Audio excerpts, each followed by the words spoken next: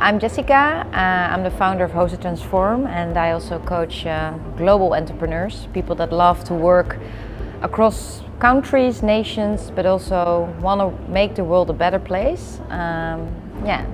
For the greater good, as they say, and make money at the same time, which is perfectly possible to combine. Why do I do what I do? Well, first of all, I think I was unconsciously solving my own challenge or problem I found it really difficult to connect with people that are stressed or are really focused on their own project or things. I don't like to disturb those people. Or maybe when I feel insecure, I don't know really how to connect with people. For example, when I used to work at the United Nations in United States in New York, I was there, trying to make the world a better place. However, I felt the structures kind of stopped me from rediscovering who I was and to really tap into my potential and flourish in that work context. And I was not able to connect with people, to break through that by doing it myself. Years later, I started my own company and I started to work in various co-work spaces. And I thought, okay, now my world will change and people will connect and this is a new era. But then I figured that also the entrepreneurs were all, fixated on their projects or on the screen, or maybe even a little bit anxious about if their business would take off or not. So I really felt like, hey, here we are with 100 entrepreneurs, we're all in the same space, physically but also mentally. Why are we not more open? Why can we not just celebrate the sensation? Why can we not share that? And come to acknowledgement and feel more happy in the space where we are. Which is discovering new things, which is really scary, but we have the guts to actually pull that off, so let's champion that. So I started to provide little pre-lunch session at one of the co-work spaces in Amsterdam that really make people feel more energetic, more vital, more happy, more energetic, like I mentioned, and open to connect beyond the chit-chat conversations, really to empower meaningful conversations, already to unlock meaningful conversations, to feel more empowered. And with meaningful conversations, I mean conversations that inspire you or makes you grow as a person, or maybe as a business owner, to get new ideas, new networks, new skills, new knowledge, finding your blind spots and all that. And because these sessions took off so well, there were multiple people asking me, can you please train us? We want to incorporate this in our own work culture, in our own co-work space, or in our own organization, in our own university, or in our own community projects. And I, of course, embraced that. I was actually surprised, like, wow, I didn't think of that. And well, 2 years later, I've trained over 80 practitioners by now across the globe. And now we have an online program that is actually empowers opportunity makers, people that want to help others.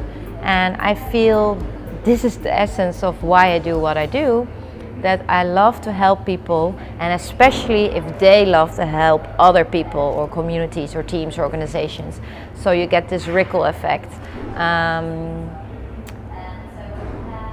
And if I really go a step deeper, why do I do that? Why do I want to help people? Is that I feel in the end we can be a little bit more humble towards one and the other. To be a little bit, in Dutch we would say lief, sweet. And I don't mean it in a corny way, but I think we're pretty rough on ourselves and therefore also to others, to set the barrier very high, to not really embrace mistakes or embrace the moment where things can go simply differently than you had expected. A lot of people freak out because they want to have this perceived control over what they do or their momentum or where their life is going through. Well, I don't think you can control it, and if you are, you're actually missing opportunities. I think being open in the here and now, and I don't mean it on a yogi way per se, which is fine if people do that. I just mean it really concrete. where you are right now while listening to this video, maybe. Who is around you? How do you feel today? Did you even realize that? Do you feel stressed? What do you need to feel maybe better? Do not cross any lines to get yourself burned out or in a space where you don't want to be. I can talk about forever, but I think that's the essence of everything, that I think we can be more humble towards ourselves and others, because things can be complex enough or challenging enough in the world, and also to provide added value to really solve problems that are so complex that you need a wide variety of skills to actually solve that from various perspectives. You need to be open for people that are different than you, that think differently, that have a different background. And that's why it makes today even more essential to really adopt skills or challenge yourself how you can be there for this other person that might feel uncomfortable doing that. And at the same time, this person can do that for you as well. So if you make the other shine, the other one day, or maybe a third person can also make you shine. So you get this whole multiplier effect where everyone makes each other feel comfortable, and that's where the magic happens. So to whom would I recommend to adapt the toolkit to provide those sessions in their workspace or life practices, I should say? Well, a lot of practitioners or people joining sessions would say everyone, and I maybe that's in the end my aim, to provide everyone these tools, because I think that would make the world a humbler place, maybe not even a better place, but more humble. But I think for now, what I see around me, people that are on the position where they work with a lot of people, various people with different talents, expertise, passions, and needs, and can actually have way more impact in what they do if they empower those people. So this could be people that are actually in the that are the spider in the web. That could be, people that unlock new projects where they need different stakeholders in the field, for example, to work with the government, to work with businesses, to work with schools, knowledge institutions, etc. To make those people fall in love, so this project will, launch as soon as possible. Just primarily based on likability towards one or the other, and not if everything is perfect, okay, and you need that to sustain relationships. And second of all, I also think people that are emerging trainers or would always love to work with groups within their company.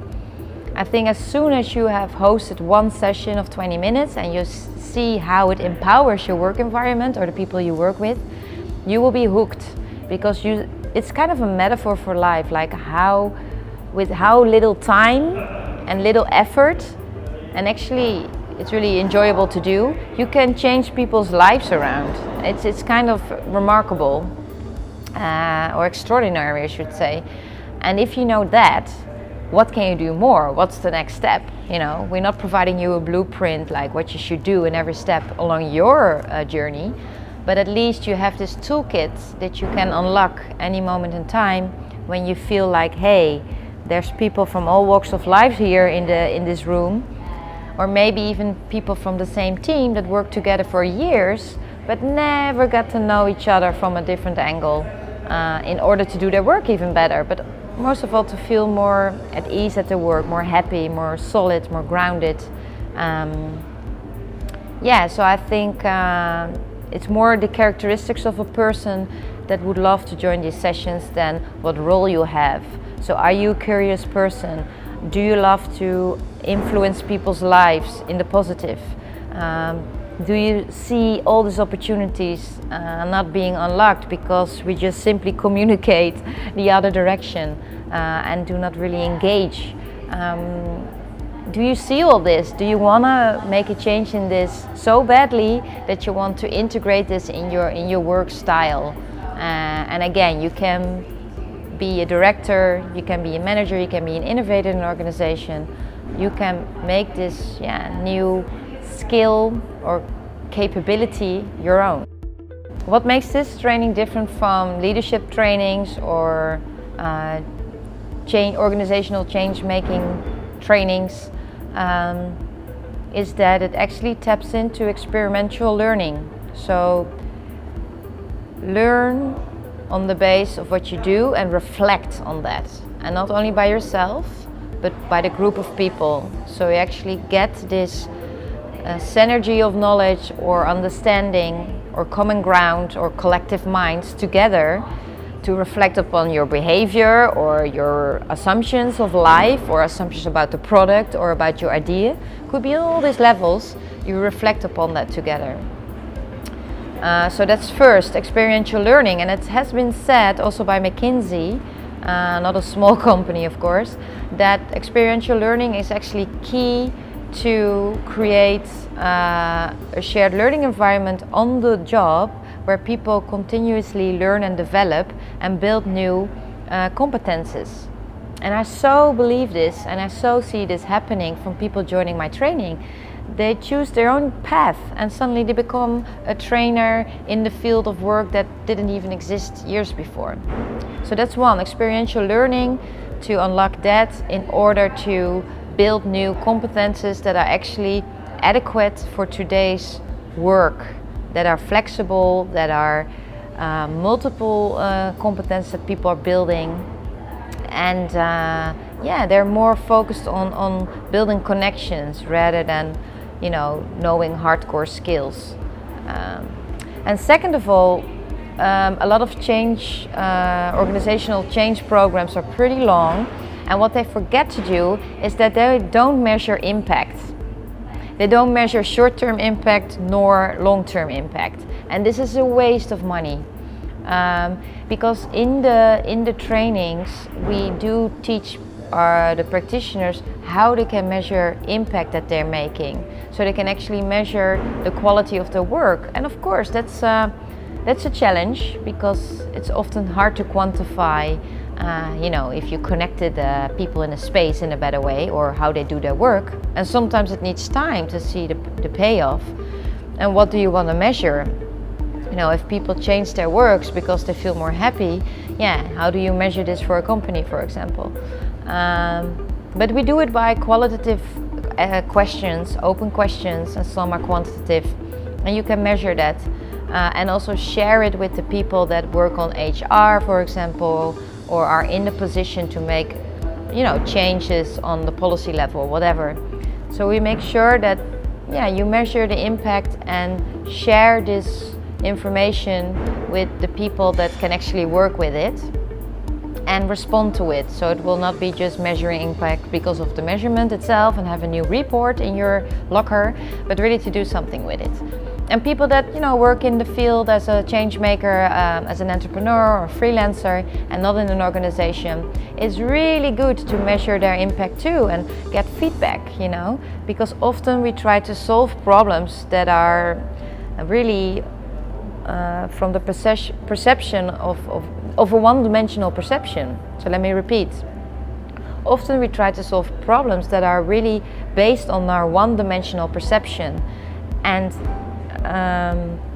you really need to remove your blind spots to become conscious of what are you actually solving. Maybe it's not even a problem, or maybe the problem is really different, or maybe you will explore a new problem or challenge that you might uncover in the future. So sometimes also the solution is nearer than you think, and it's only we don't see it because we're so busy with planning, goals, making reports, stress. There was one practitioner that joined the training, and she told me, the other day I actually wrote random words in our report. I wrote down a unicorn and penguin and all these funny animal names, and years later nobody noticed that.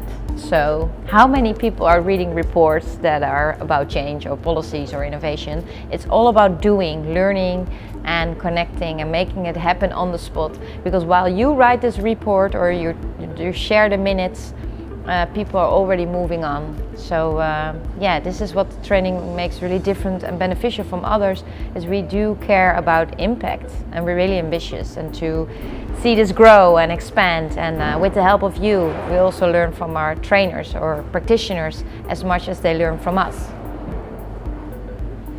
All right, one last message. Mm-hmm. One last message. Oh, is it okay? Oh, that's the question. One last message. Yeah. In a weird way, I'm really happy that, personally, my path was pretty long. I studied for 7 years, 2 master degrees. I did all the internships and all the stuff that you maybe should do, and I enjoyed it totally. And I could never connect the dots, What can I do with sociology? What can I do with organization anthropology? What can I do with international relations? What can I do with this minor entrepreneurship, or with my travel experiences and all those people I know all around the world, from New York to Costa Rica to wherever I lived, India. But as of today, also thanks to the internet and thanks of, the whole generation we are, or the era we live in today, that makes things possible to reconnect with old networks, I should say, not people, networks, and to really do what you love to do and where you're talented at, and to make the world a better place, to make it more humble. And I'm so glad that now I can connect those dots. From sociology, I can use the skill of analyzing data to measure impact. From business anthropology, I look the world from a bottom-up perspective. The field is everything, of course. That for me it's obvious. It's common sense. But now I feel that a lot of people have never really looked to the world between those eyes. And I love to share my experiences that come so naturally, and my international perspective, to look from the macro level, like what does modernization or globalization mean as of today? What does it ask from the citizens on this planet Earth? What responsibility do we get? Now the world is getting so interconnected. I think I also feel more responsible to think about problems that are not in my country, but take place in other countries where people are just simply not privileged as we are, simply because I was born and raised in this country. I didn't do anything for that.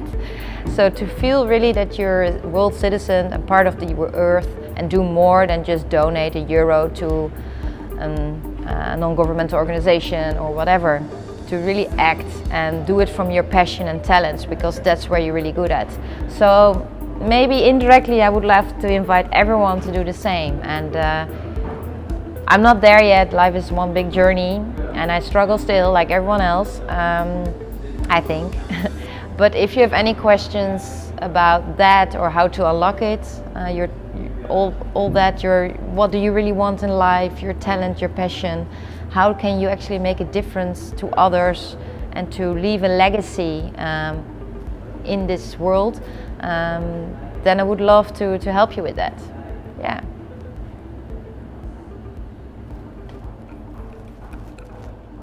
Amen.